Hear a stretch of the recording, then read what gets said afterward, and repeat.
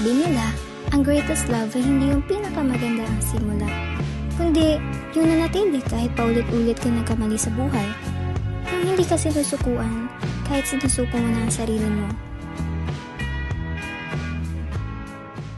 Parang pancake, hindi mo pwedeng minamadali. Kailangan ng tamang init, tamang oras, at tamang pasensya.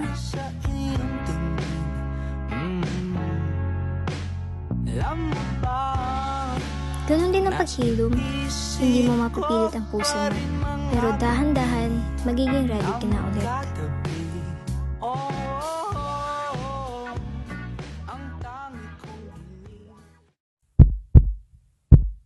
Pero nung nakita ko ulit siya, bigla akong minumulto ng nakaraang hindi na mababalikan.